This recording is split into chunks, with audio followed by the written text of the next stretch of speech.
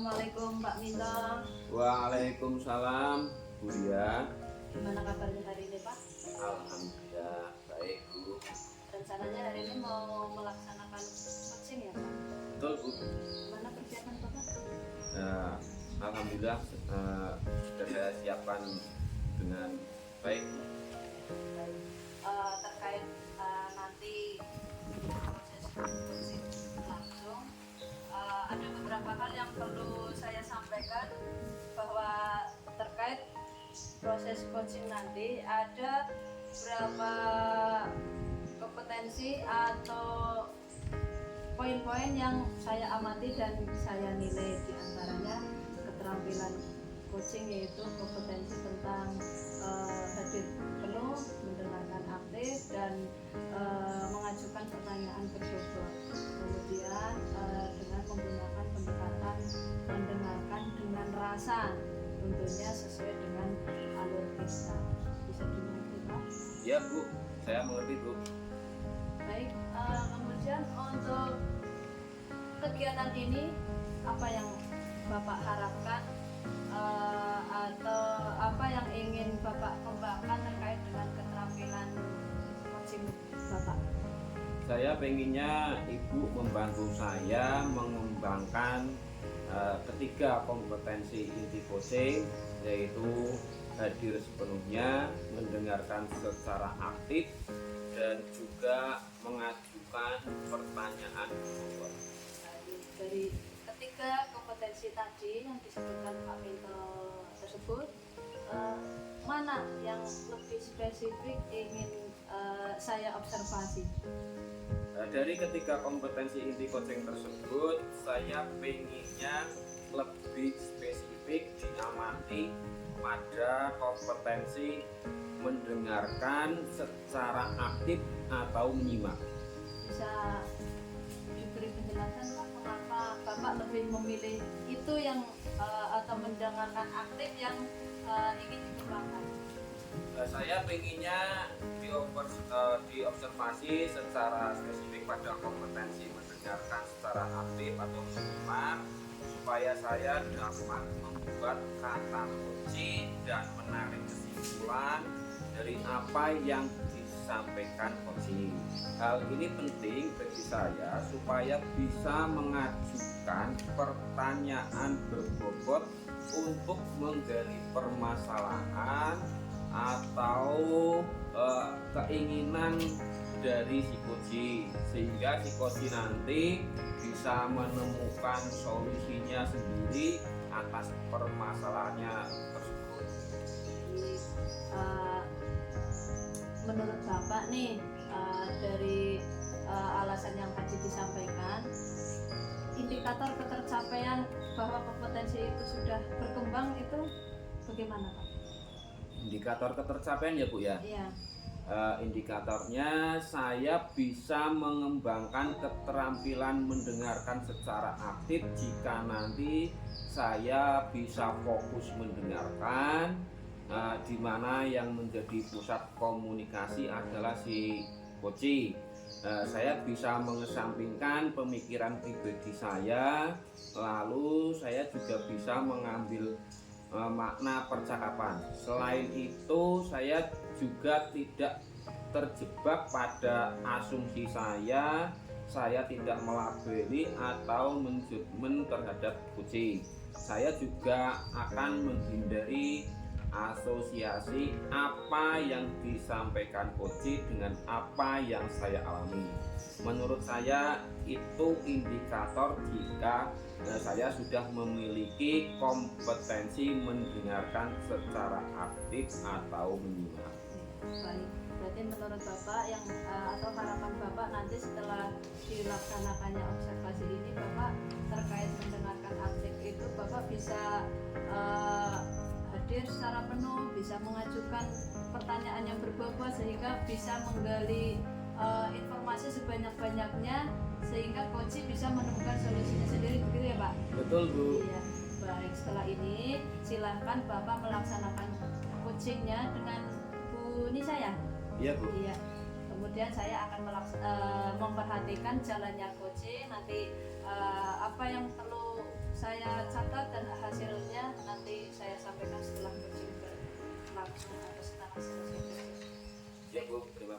Silakan Pak. Ya, ya.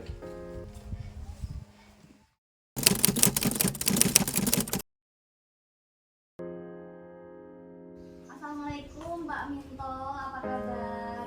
Waalaikumsalam. Bisa, alhamdulillah kabar baik. Maaf nih Pak Minto, sedang ada waktu tidak Pak? Ada Bu? Boleh saya ngobrol-ngobrol Pak? Bisa, bisa. Ada hal yang ingin saya sampaikan nih Pak. Mau cerita apa ini? Ini Pak, jadi saya saat ini lagi bingung Pak. Terkait saya kan sekarang memegang kelas 5 ya Pak ya. Di kelas 5 ini ada kegiatan AMBK. Nah, kita tahu sendiri Pak, AMBK itu kan ibaratnya harus bisa membaca, menulis gitu ya Pak, karena di situ kan ada literasi. Sementara ada murid saya Pak, sekitar 9 anak itu belum lancar membaca menulisnya gitu. Saya bingung, saya harus bagaimana menghadapi AMBK dengan kondisi anak saya yang seperti itu Pak. Oh, jadi Bu Nisa sedang bingung menghadapi murid kelas 5. Nah, masih banyak atau ada 9 anak yang belum lancar membaca, sementara akan segera menghadapi AMBK ya Bu ya. Iya Pak, betul Pak. Nah, dari obrolan kita nanti, apa yang ingin Ibu Nisa dapatkan?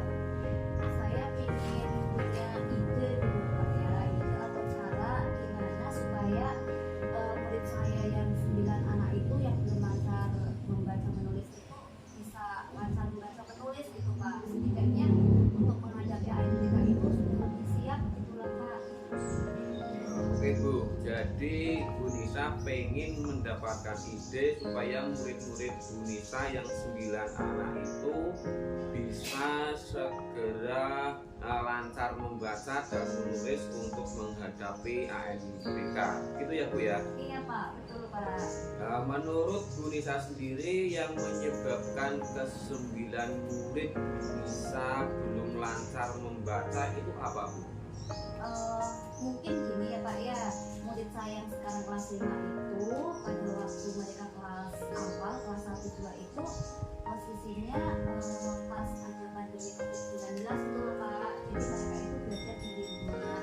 Mungkin kurang maksimal apa ya Pak ya, ketika di rumah itu kan belajarnya sama orang tua. Mungkin di situ tidak belajar dengan baik gitu Pak. Jadi di situ anak-anak belum bisa lancar membaca menulis. Pembelajaran yang belum maksimal itu seperti apa gambarannya menurut Bu Nisa? Ini Pak ya, memang sih waktu itu namanya PPR ya Pak ya, belajar dari rumah. Pasti kan itu sudah memberikan tugas dan sebagainya. Nah sementara mereka di rumah itu belajar sama orang tua. Saya katakan maksimal ya karena di rumah orang tua itu ada yang masih berpikiran kalau belajar itu ya di sekolah gitu. Terus orang tua juga sibuk ya Pak ya mencari nafkah. Selain itu juga mungkin kan tidak semua orang tua punya keterampilan mengajar gitu loh Pak. Jadi ya menurut saya belum maksimal lah ketika mereka belajar di rumah itu. Jadi menurut Bu Nisa, anak-anak belum belajar secara maksimal karena orang tua kurang fokus membimbing dan tidak semua memiliki kemampuan mengajar. Gitu ya Bu ya? Iya betul Pak. Lalu kira-kira ada lagi atau tidak Bu yang menyebabkan murid-murid tersebut belum lancar membaca? Apa ya Pak? Kalau menurut saya sih memang permasalahan utamanya di situ Pak, karena memang mereka itu sebenarnya belum maksimal aja belajarnya. Jadi di waktu yang harusnya mereka kelas 1, 2 belajar membaca menulis itu tidak terlaksana dengan baik. Seperti itu aja sebenarnya Pak. Baik, kemudian untuk kondisi ideal menurut Bu Nisa di usia anak yang kelas 5 SD harusnya anak-anak itu sudah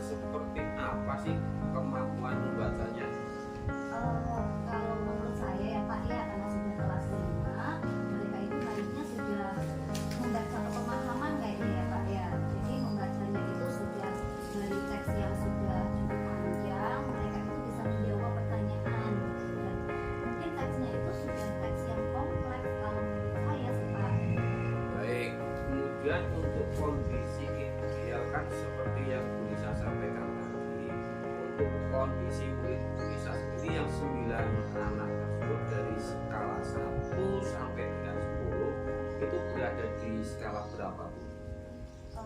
Beragam sebenarnya ya Pak ya. Mungkin kalau saya simpulkan ada di level 3 sampai 4 mungkin ya Pak ya. Seperti itu. Oke, menurut Bu Nisa ada di level 3 sampai 4. Seperti apa itu kondisi level 3 atau 4 itu? Karena beragam. Kenapa saya sampaikan di level 3 sampai 4? Karena memang ada yang membacanya itu masih dieja gitu loh Pak. Masih misalnya B, A, B, U gitu. Kadang malah ada yang masih tertukar antara huruf B sama D kayak gitu. Jadi ya ada juga sih yang sudah bisa membaca tapi apa namanya belum mengerti apa yang dibaca kayak gitu. Jadi kalau saya simpulkan memang sudah itu 3 sampai 4. Oh, gitu ya. Kalau Bu Nisa sendiri dalam waktu dekat ini ingin meningkatkan keterampilan membaca ke 9 anak tersebut pada level berapa? Saya sih pinginnya ke level 10 ya Pak ya. Tapi karena ANBK sebentar lagi sepertinya saya tidak mau Pak. Saya ingin mencapai sampai level 7 aja sudah baik Pak. Oke, level 7 ya Bu ya. Iya Pak. Seperti apa kondisi level 7 itu?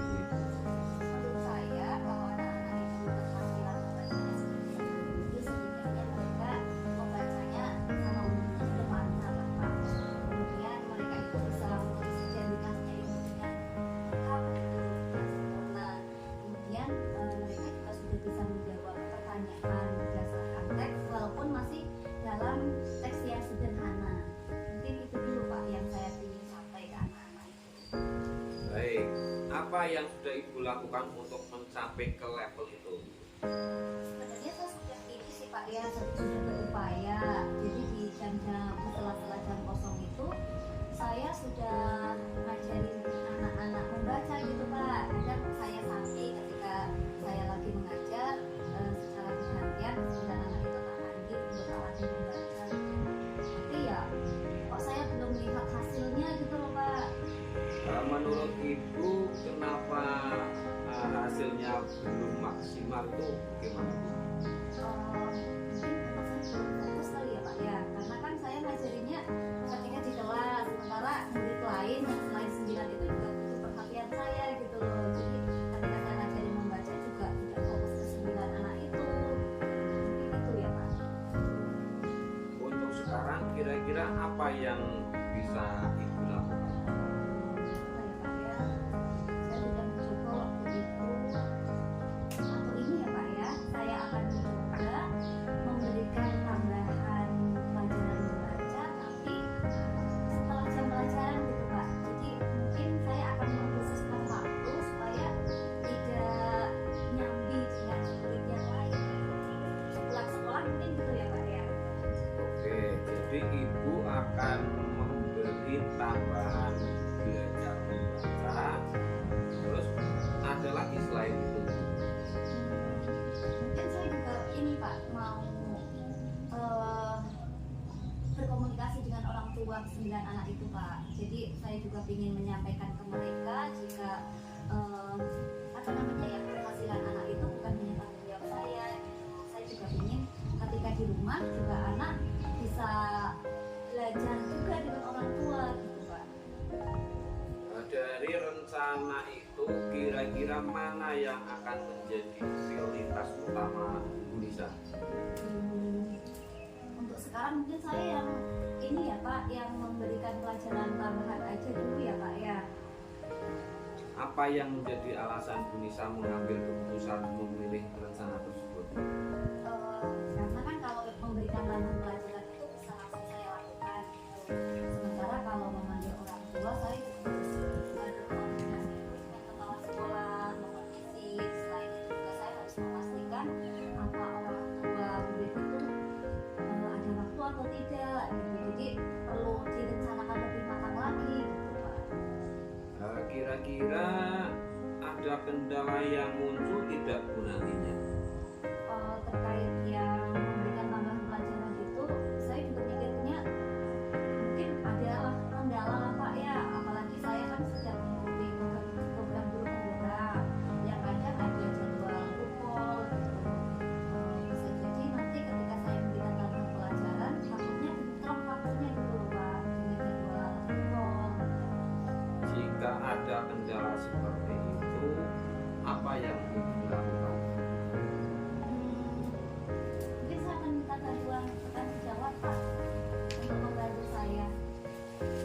apa Bu yang bisa dimintai bantuan? Saya akan meminta bantuan Bu Ani, Pak. Beliau itu guru PAI di sekolah saya. Terus kapan Ibu akan mulai rencana tersebut? Secepatnya ya Pak ya, karena AMK sebentar lagi, mungkin besok ya Pak ya. Besok saya akan mulai membuat jadwal untuk kegiatan tambahan belajar membacanya. Saya juga akan berkomunikasi dengan Bu Ani Pak, untuk membantu saya. Baik, jadi apa yang sudah Ibu dapatkan dari obrolan kita hari ini apa kira-kira Bu? Jadi kan awalnya saya bingung ya Pak ya, datang ke Bapak saya bingung mau ngapain dalam rangka menghadapi AMBK dengan kondisi murid saya seperti itu. Tapi tadi dengan saya cerita, kemudian Pak Sumi juga memberikan pertanyaan ke saya, jadi muncul ide Pak, saya akan memberikan tambahan pelajaran membaca untuk murid-murid saya di luar jam pelajaran setelah pulang sekolah. Kemudian saya juga mau meminta bantuan Bu Ani, guru PAI, supaya bisa membantu saya saat saya jadwalnya bentrok dengan dokter. Itu Pak. Baik Ibu, semoga rencana Ibu segera terrealisasi ya. Oke, amin Pak. Kita ketemu lagi 2 minggu mendatang. Kemudian nanti Ibu ceritakan bagaimana kelanjutan dari rencana yang Ibu sampaikan. Oke Pak, siap. Terima kasih ya Pak ya atas semua waktunya. Ya Bu, sama-sama Bu. Oke Pak, saya pamit dulu ya Pak ya. Iya, monggo Bu. Oke, assalamualaikum. Waalaikumsalam warahmatullahi wabarakatuh.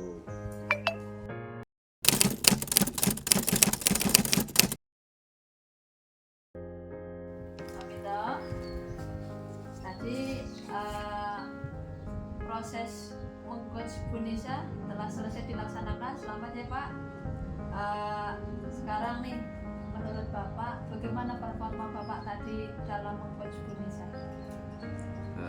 Cukup baik Bu. Baik, menurut Pak Minto itu seperti apa Pak? Bisa dijelaskan? Saya menilai kegiatan coaching yang saya lakukan cukup baik karena saya sudah menggunakan alur Tirta, di mana saya menanyakan tujuan, kemudian mengidentifikasi, lalu menanyakan rencana aksi, serta mengarahkan ke tanggung jawab. Selain itu, saat melakukan coaching, saya menggunakan kompetensi inti coaching, yaitu saya sudah hadir sepenuhnya, kemudian saya berusaha mendengarkan secara aktif atau menyimak, serta saya juga sudah berusaha mengajukan pertanyaan berbobot berdasarkan kata kunci yang saya peroleh. Selain itu, saya juga menggunakan prinsip coaching, yaitu kemitraan, proses kreatif, serta memaksimalkan potensi coaching. Seperti itu Bu. Penjelasannya luar biasa, hebat sekali Pak. Tadi Bapak sebelum dilaksanakan coaching, Bapak telah menyampaikan indikator yang ingin dicapai. Nah, dari penjelasan Bapak tadi, bagi Bapak itu sudah sesuai belum, atau indikator yang ingin dicapai sudah dicapai belum bagi Pak Minto? Terkait indikator keberhasilan pengembangan kompetensi mendengarkan secara aktif, tadi saya sudah fokus mendengarkan, di mana saya menjadikan coaching sebagai pusat komunikasi. Saya mengesampingkan pemikiran pribadi saya mengambil makna percakapan. Selain itu, saya juga tidak terjebak pada asumsi saya tidak melabeli terhadap coaching, saya juga tidak mengasosiasi apa yang disampaikan coaching dengan apa yang saya alami. hanya saja saat mengajukan pertanyaan ada bagian yang belum saya kaitkan dengan kata kunci atau kesimpulan yang saya dapatkan. Baik. Sesuai pengamatan saya, memang secara garis besar Bapak sudah mendengarkan dengan aktif, kemudian sudah berusaha menyampaikan pertanyaan berbobot dan sudah menggali sehingga Coach sudah berusaha atau sudah bisa terpancing untuk menyampaikan informasi-informasi sehingga beliau sudah bisa menemukan solusinya sendiri. Tapi mungkin sedikit koreksi dari saya, mungkin untuk 3 inti keterampilan secara garis besar Pak Minto sudah baik, tapi ada sedikit yang justru terlupa. Jadi untuk hadir secara penuh mungkin Pak Minto perlu sedikit ditingkatkan. Jadi untuk bahasa tubuh yang mungkin bisa meningkatkan kenyamanan si coach itu mungkin bisa diperbaiki untuk kedepannya ya Pak. Ya Bu, terima kasih Bu untuk koreksinya. Insya Allah akan saya perbaiki untuk bahasa tubuh saya. Baik. Nah setelah ini nih Pak, tadi Bapak sudah mempraktekkan atau sudah melaksanakan coaching dengan Bu Nisa dan Bapak ingin pada kegiatan tadi itu ingin mengembangkan mendengarkan aktif ya Pak. Nah setelah kegiatan ini nih Pak, kompetensi apa lagi yang ingin dikembangkan oleh Pak Minto? Dari kegiatan yang sudah dilaksanakan tadi, ke depan saya pengennya itu mengembangkan kompetensi mengajukan pertanyaan berbobot Bu. Baik, mungkin karena tadi menurut Pak Minto walaupun sudah mendengarkan aktif, tapi mungkin untuk mengajukan pertanyaan kurang mengaitkan dengan kata kunci seperti itu ya Pak. Iya. Nah baik, apa rencana Bapak untuk mencapai atau untuk ketercapaian Bapak dalam mengembangkan mengajukan pertanyaan berbobot tadi Pak? Jadi nantinya saya ingin bisa mengajukan pertanyaan dari hasil mendengarkan secara aktif. Pertanyaan tersebut bersifat terbuka dan eksploratif yang dapat menggali potensi coach. Dengan pertanyaan tersebut juga bisa membuat si coach merenung, kemudian mengingat dan berpikir menemukan solusi atau harapan. Seperti itu Bu. Baik, luar biasa Pak. Tapi apa nih Pak mulai akan melakukan eksekusi dari rencana Bapak? Saya akan belajar dengan secepatnya Bu. Secepatnya saya akan belajar. Saya akan mulai mencari referensi dan berkolaborasi dengan rekan yang sudah banyak pengalaman. Terus tentu Bapak akan melakukan kolaborasi yang pasti tidak sendiri ya Pak ya. Ya. Nah siapa yang ingin diajak untuk bisa membantu Bapak?